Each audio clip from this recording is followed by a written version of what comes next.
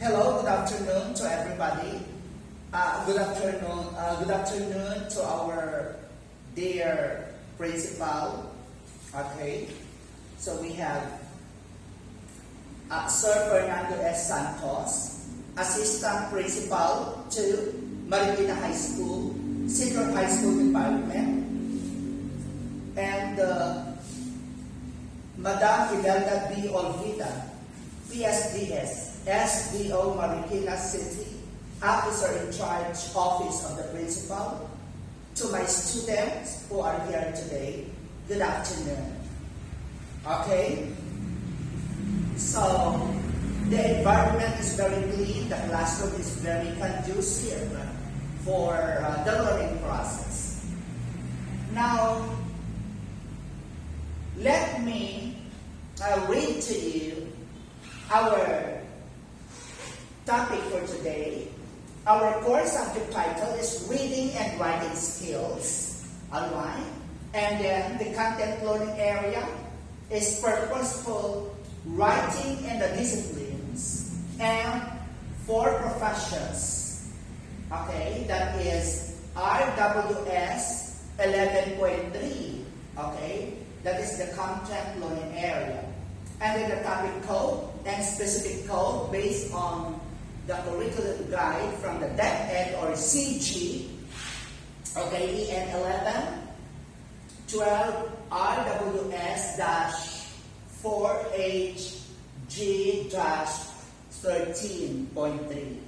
Okay, the learning competency, okay, let me read to you, class, the learning competency, by the end of this 60 minutes or 1 hour lesson, English language learners, you are all English language learners, will have been expected to identify the unique features of and requirements in composing professional correspondence, okay, particularly application for employment or letter of application, that is EN 11 or 12 RWS 4HJ-13.3.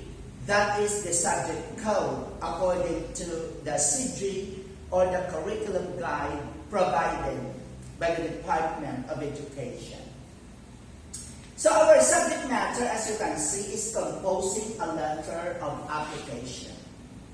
You know, the moment you look for a job, you have to prepare application letter.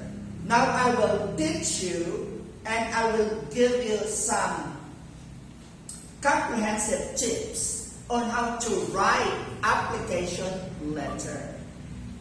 When you write any application letter, your application letter must be simple, must be brief, and you must avoid using too much modifiers or adjectives. Because your application letter is like, or any application letter must be like a miniskirt. It must be short enough, okay? It must be short enough, but wide enough to cover the whole, okay, applicant's background. Alright.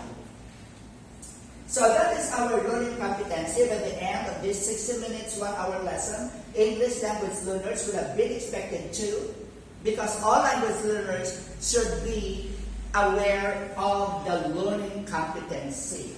Okay? First, we have identified the unique features of and requirements in composing professional correspondence, particularly application for employment. Our subject matter is composing a letter of application. Alright, class. Next. So, our content focus, as you can see, by the end of the 60 minutes, 1 hour lesson, English language learners will have been expected to that is according to CG or curriculum guide.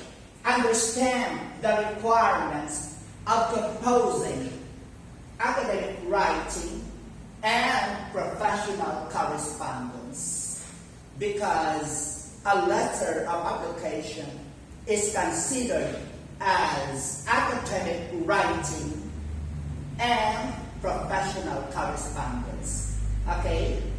So we have that details. Alright. Let me start our okay. So again we have content standard based on CG. Okay. Our content standard based on CG. Okay. So we have I think I have to ask one of my students, Louis, will you please read the content standard based on CG? Yeah. Okay. Yes, Jaren. Will you please read the content standard based on CG? Here. Understand the requirements of composing academic writing and professional correspondence. Very good. What about our performance standard based on CG? Procedure each type of academic writing and professional consequence following the proportion of well-written text and process approach to writing. Very good enough. Okay. So, I asked one of my students to read, but let me read it again. By the end of each learning competency, ESL learners will have been expectedly able to content standard, okay, based on CG or curriculum guide.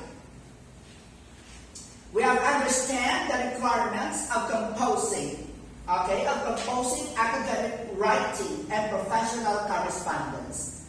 Then our performance standard based on curriculum guide or CG, we have produced each type of academic writing and professional correspondence following the properties of well-written texts and process approach to writing.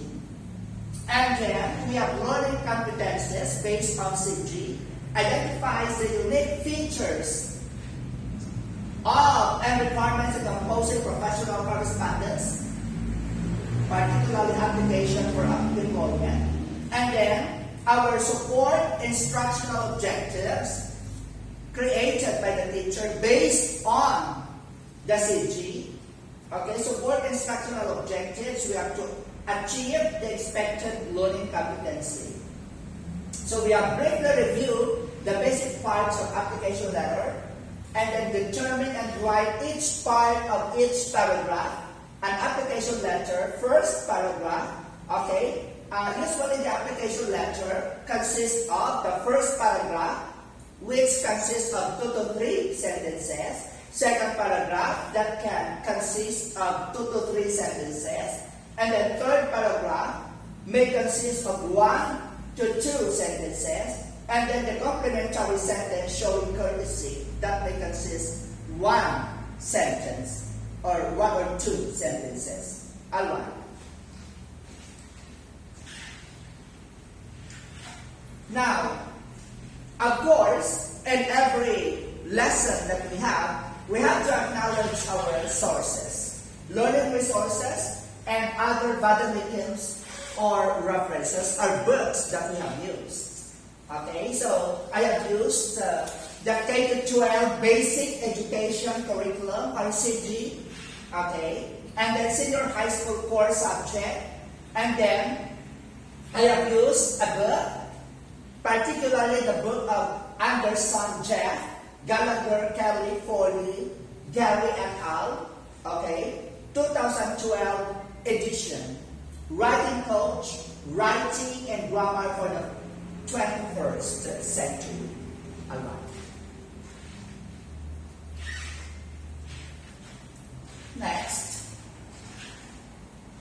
All right. Now thought to ponder. Vivid language in writing helps to etch a writer's message and the readers. Okay, so we have pedagogical procedure. All right. Class, may we may I briefly ask you, these very common questions are very easy questions for you to answer. You may give your answer just in one sentence. Alright? What do we need to prepare when we apply for the job? When we start looking for a job, what do we need to prepare? Of course, aside from our resume or biodata, okay, and of course, aside from our personality, that yes. Introduction. Introduction. What do we need to prepare when we apply for the job? Of course, when you start looking for a job, there is one thing that you need to prepare and bring and present. Yes, Louisa? Application letter. Very good. Application letter. So you need to prepare application letter. So very good, Louisa. I appreciate your correct answer. Okay? Okay, next question. Why do we need to prepare it? What do you think? Why do we need to prepare application letter? Okay? So, a while ago you said, okay, I asked you what? What do we need to prepare when we apply for the job? And Louisa said, application letter, and she's got the correct answer. But now, my question is, why do we need to prepare application letter? What do you think? Any answer can do. Any answer may do. What do you think? Why do we need to prepare application letter? Okay, whether you can give me appropriate answer or inappropriate answer, still I can appreciate those who will attempt to answer my question. Okay, yes, Anna, Jerry. It is need for looking for job or For the job, very good. Application letter is always needed and always needed when you start applying a letter, because it is in the application letter that your intentions are indicated. Okay? When you are writing an application letter, your intentions are indicated in your application letter, whether what type of job you are looking for, okay? And then it is indicated in your application letter what kind of job do you intend to apply for. That is why you need to apply to prepare application letter. So that is the answer for why do we need to prepare it. Okay, now that is for our preparation, and then we have to have this preparation leading to the presentation of our lesson by asking or by answering the four very easy questions. Again, why do we need to apply for the job? Why do we need? Bakit natin kailangan maghanap ng trabaho? Why do we need to apply for the job? Okay? Why do we need to apply for the job? In our own language, bakit kailangan natin maghanap o mag-apply ng trabaho? Why do we need? Yes, an actor. Very good. You are so very active. Okay? So you got 95 in your reservation. kasi kailangan natin ito para magkaroon ng pera. Very good. So in English, can you say it very briefly? We need to apply for a job, for the job because we need to get some money. to get some money, only money. Okay, what will you do with your money? Okay, having a job, you will have your money, you will be receiving your monthly salary. And what will you do with your money? Will you To buy a house or any stuff you need. okay, to buy whatever you need, to buy a house, okay? And then you save a lot of money for the house that you are planning. Very good. Okay, any other answer? Why do we need to apply for the job? For example, you need to apply for the job for what? For what reason? For anybody else? Okay, we need the job because We need the job because we need to augment the needs, aside from to augment the needs of the family, and let the company knows that my skills, diba? I have Yeah, the very skills Mhm. suited to the position. Okay, very good. And some other would say they did the job because they wanted to keep helping their family. They wanted to help their family. Alright?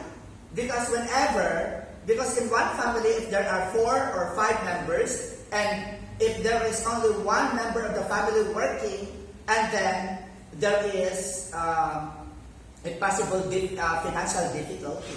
Okay? If there are 5 members in one family, there should be 2 or 3 working, and then they have 2 dependents, and life would be easier. Alright? Okay? So, for example, in one member of the family, you have 10 members in one family, including your lola, or grandmother, grandfather, who are all dependent to you. So, at least, out of 10 members, there should be at least 4 members of the family who are working and having the job, so that to supply the needs of all members in the family. But if there are 10 members in the family and only 1 member is working, okay, that would be poverty. Okay, that would be very hard for 1 member of the family feeding all the 9 members of the family. That is why we need a job.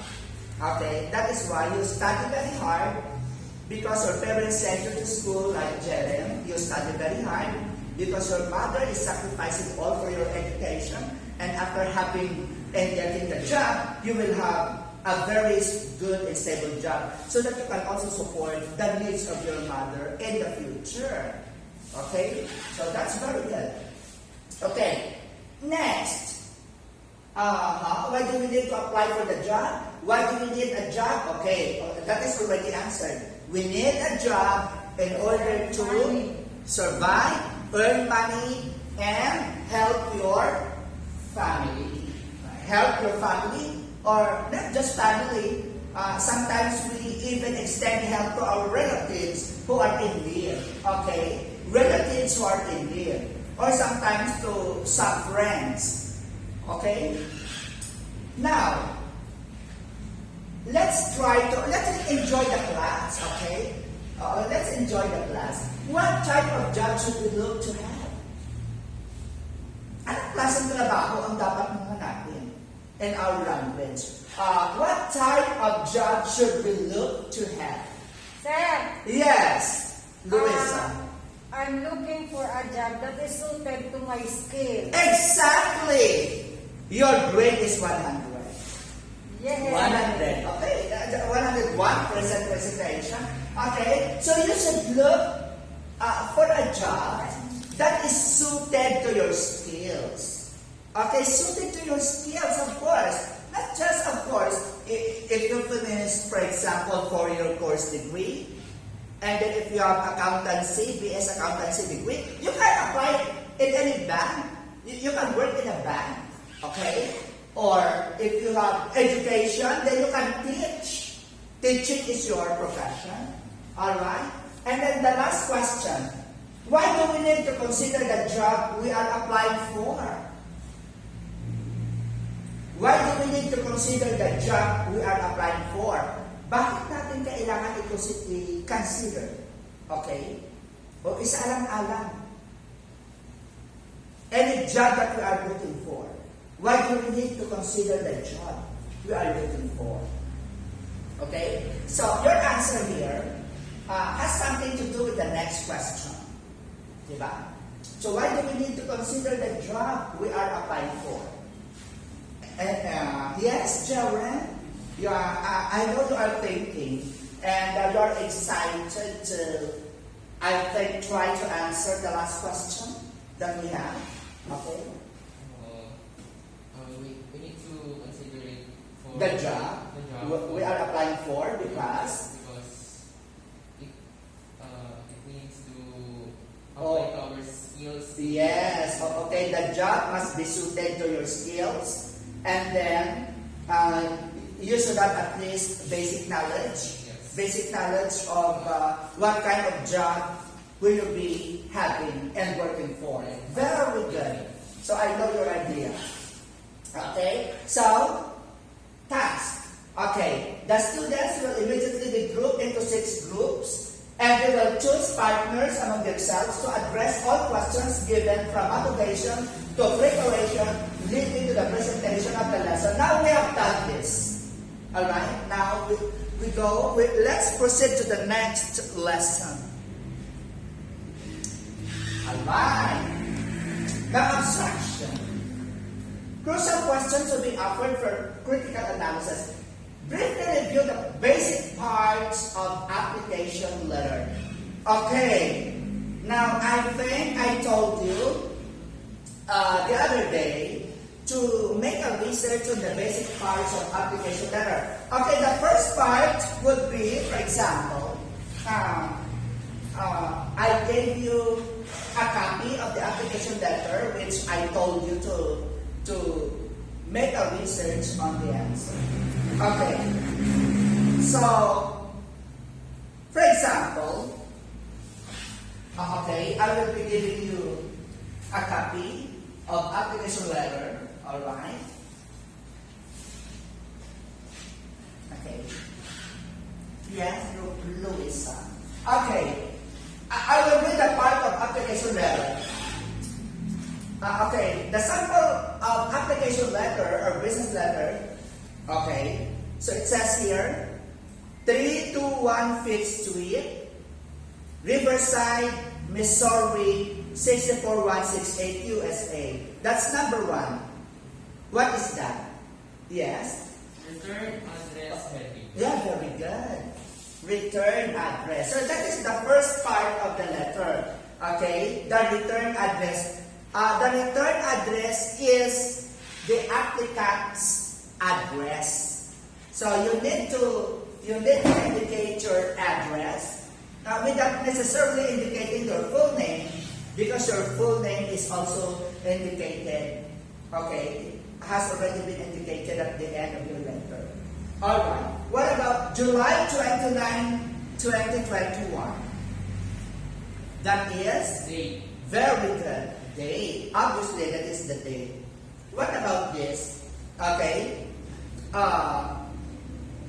The next part will be the person or the company you are writing to. Okay. For example, Alexis Teves Datugan, Professional Director, Central Insurance Company, 41 Bank Street, Riverside, Missouri, 64168 USA. What is that? Inside address. The inside address, what can you say about the inside address? Is it the applicant's address or is it the company's address? The company. Oh yeah, of course, the company address. Okay. And then,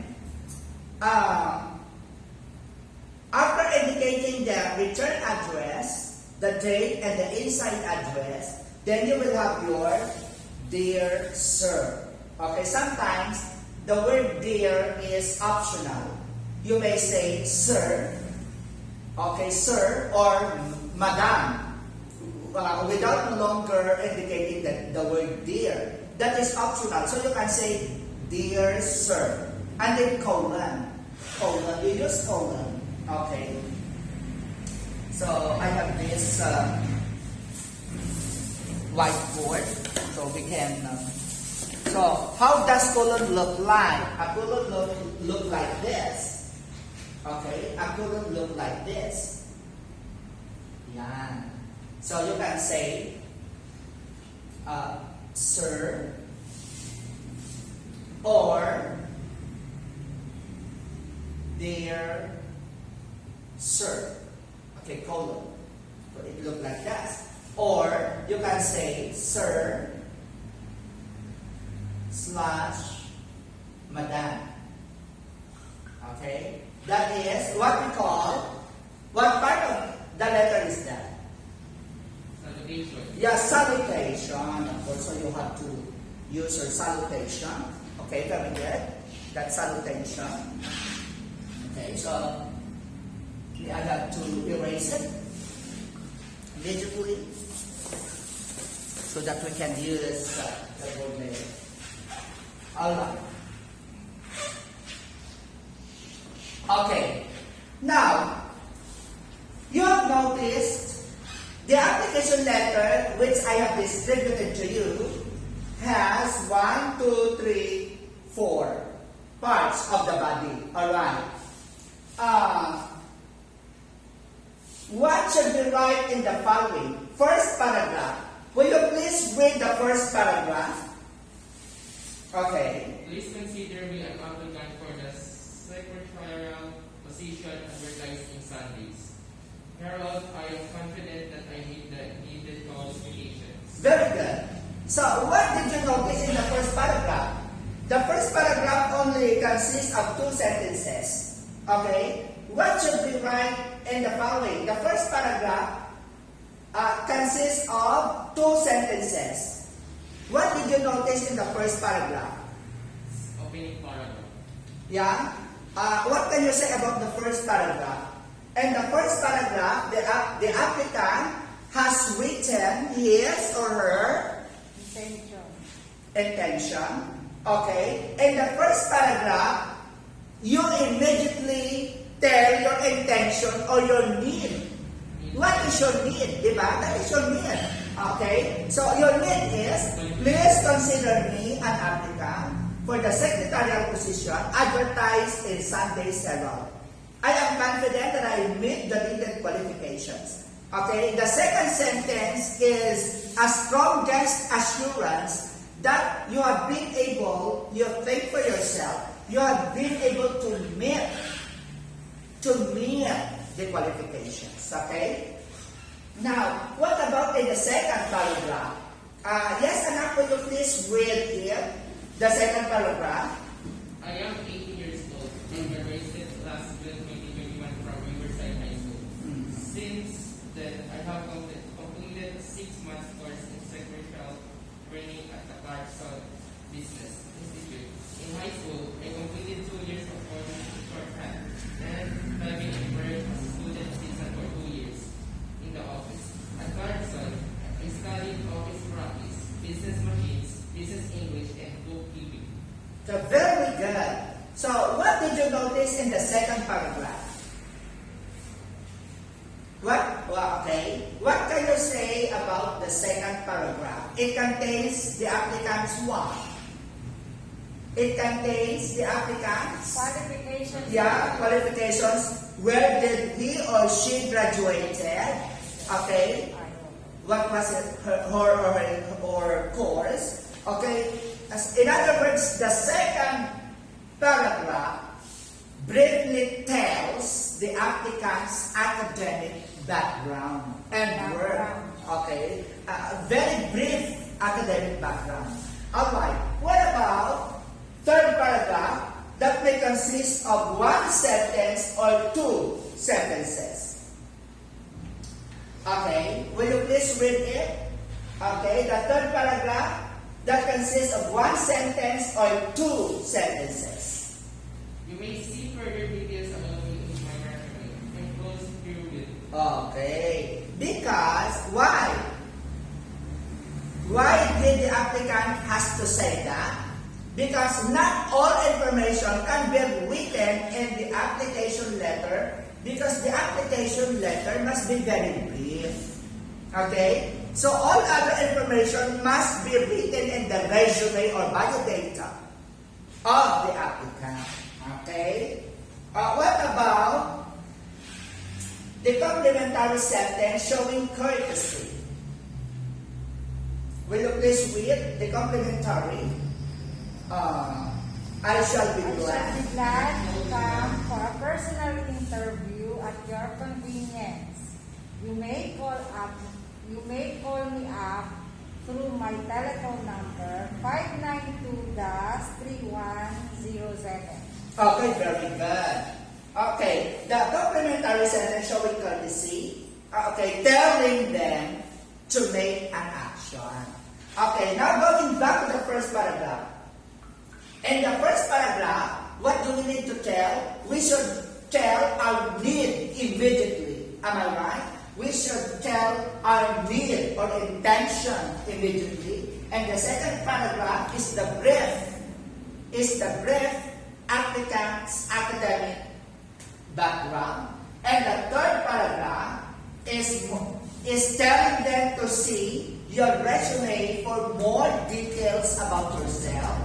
And then the complementary sentence showing courtesy is what? Is telling them to make an action. Alright? Or motivating them or making them interested to make action on your letter. Okay, by simply saying, I shall be glad to come for a personal interview at your convenience. You may call me up through my telephone number 592-3107. And then what about very truly yours? What is that? What part of the letter is the very truly yours? Complimentary close. Yes, complimentary clause or clause. What about with personal signed penmanship and then the name of the applicant? That is Name with signature. name with signature. Very good. Now, crucial question. How would you prefer to write your own formal letter, especially application letter based on its style? So, the style of the application letter I gave you is the full black style. Okay, full black style yan. Alright. Next. Okay. So, let's have, okay, I gave you the test. Okay. Jaren. So I'll give you 10 minutes to answer. The present sample of application letter, page 10 for further discussion. Then application. Okay. Then we have application and evaluation. Alright. May I read to you and just say the answer? Alright. So, directions. Identify each part of the business letter. Note, 2 points each, 1 to 5, 15 points. Alright. Okay, number 1. Okay. 3712 Swiss Avenue, Dalias, Tex 75204, USA. Return address heading. Very good. Very good. Okay. July 29, 2021. Date. Very good. Alexis Creswell Freeman, Human Resource Manager, Dalias News Communication Center, Dalias Tex 75222. Inside address. Very good. Dear Mr. Freeman or Sir. Salutation. Okay? Salutation. And after that, 1, 2, 3, 4 paragraphs. Body. Very good. Body of the letter. Alright. What about sensory? Close. Close. Okay. Sensory. J.R. Michael Irvin. Number 7. Name with signature. Okay, name with signature. Alright? I will give you, okay, by group, I will give you at least 10 minutes to prepare a very brief application letter. Okay? And then you may read your application letter.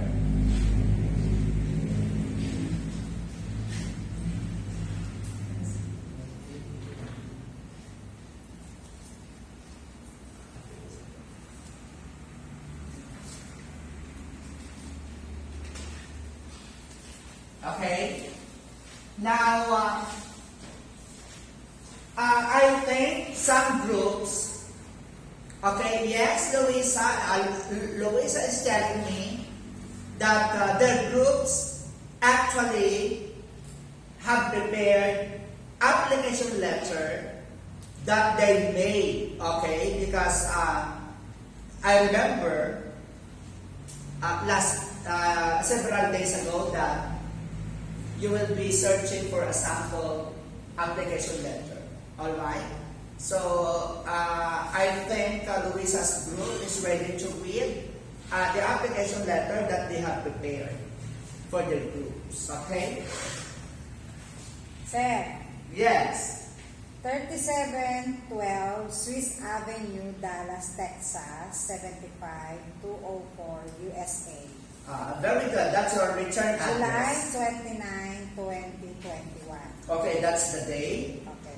Alexis Creswell Freeman, Human Resource Manager, Dallas News Communication Center, Dallas, Texas, 75222. Okay, that's your inside address. Yes. Very good. Dear Mr. Freeman, Okay, that is your salutation. Very good. Sir, in response to your posting in the English Department of Southern Methodist University, I am applying for the summer job of a part-time editorial assistant for the Dallas News. Very good. That is the first paragraph. Okay, the group immediately tell their needs. Okay. I am now enrolled at Southern Methodist University as a sophomore with a dual major in English literature and journalism. Wow. My courses so far have included news reporting, copy editing, and electronic publishing. I Wow. worked a summer as a copy aide for my hometown newspaper. And Wow. for 2 years, I have edited and written sports stories and features for the university newspaper. Mhm. My feature articles cover subjects as diverse as campus elections, parking regulations, visiting professors, and speech codes. Wow, so very impressive. If that is your application, you will immediately be hired, I'm sure. Okay, next As the paragraph. enclosed resume and writing samples indicate my education and knowledge of a newspaper work prepare me for the opening you have. Okay. I am available for an interview at your convenience and would be happy to show more samples of my writing. Please email me at inerv@mail.smu.edu or call me at 214-744-3816. Sincerely yours, Gian Michael Irving. Okay. So what have you noticed about the application letter? The application letter is very brief, very simple, and very comprehensive. Okay, direct to the point. Yes, sir. Right? No longer roaming around the bush. Direct to the point. All things are direct to the point. Okay? Now, very good for that group. Okay? Now, of course, your assignment will be write a sample of your own business correspondence. This is now your assignment, individual. So, each of you will be writing a sample of your own business correspondence or application letter, and then tomorrow we will meet again. And then you can see my reflections based on my experience as your language teacher. Almost all students encounter difficulty in writing and reading, and they can be helped through appropriate development of reading and writing skills. Now, I want everybody, or I want Jared to first read the first references. The first reference we use, number 1, Warner John E. The first reference that we have used, Warner John E. 2001, Elements of Language. for course. Very good. Number 2, Macmillan English, 1986. Macmillan Publishing Company, printed in the United States of America. Number 3, reference. Dom Elizabeth C. 2006, Sentence Resources for Writers with Readings, New York, San Francisco, Boston. Number 4, reference Warner, John E. and Griffith Francis. 1977. Warner's English Grammar and Composition, complete course. And then another reference, Henry DJ, 2011, Writing for Life, Paragraph and Essays. NB, it means to say, nota bene in Latin, take note what follows. All references are made available at JM Latucan's English Language Library. Thank you and good afternoon. Goodbye, class. Goodbye, sir!